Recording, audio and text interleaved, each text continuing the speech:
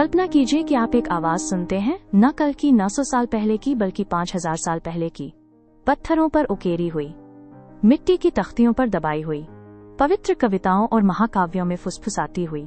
भाषाएं केवल संचार के साधन नहीं होती, वे सभ्यता के समय कैप्सूल होती हैं। आज हम प्राचीन दुनिया की यात्रा करेंगे, ये जानने के लिए कि मानवता ने अब तक कौन कौन सी सबसे प्राचीन भाषाएं बोली हैं। सुमेरियन, पहली लिखित भाषा। हमारी यात्रा शुरू होती है मेसोपोटामिया से, जो आज के इराक में स्थित है। लगभग 3100 ईसा पूर्व सुमेरियों ने दुनिया की पहली ज्ञात लेखन प्रणाली बनाई, क्यूनिफॉर्म, जिसे गीली मिट्टी की तख्तियों पर दबाकर लिखा जाता था। सुमेरियन का एक सरल शब्द था आमा, जिसका अर्थ है माँ।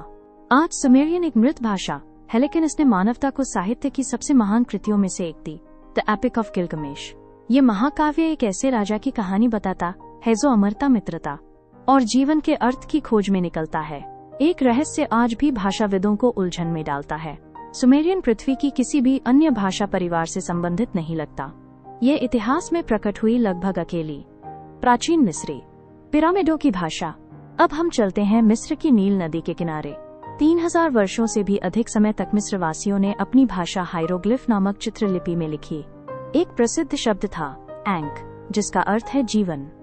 प्राचीन मिस्री ग्रंथों में धार्मिक रचनाएं शामिल हैं, जैसे the book of the dead जो आत्माओं को परलोक की यात्रा में मार्गदर्शन देती थी। आज प्राचीन मिस्री भाषा बोली नहीं जाती, लेकिन इसका अंतिम रूप कॉप्टिक के रूप में जीवित है, जिसका उपयोग आज भी मिस्र के ईसाई चर्चों में किया जाता है। सदियों तक हाइरोग्लिफ एक रहस्य बने रहे, जब तक कि रोसेटा स्टोन की खोज ने 19वीं सदी में विद्वानों को उन्हें समझने में मदद की।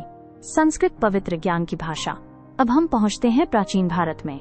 मानव इतिहास की सबसे प्रभावशाली भाषाओं में से एक है। संस्कृत का एक प्रसिद्ध शब्द है धर्मा, जिसका अर्थ है ब्रह्मांडीय कर्तव्य या नैतिक व्यवस्था। संस्कृत ने दुनिया को महान महाकाव्य दिए, जैसे महाभारत, जो मानव इतिहास के सबसे लंबे महाकाव्यों में से एक है, और रामायण, जो राजकुमार राम की कहानी बताती है।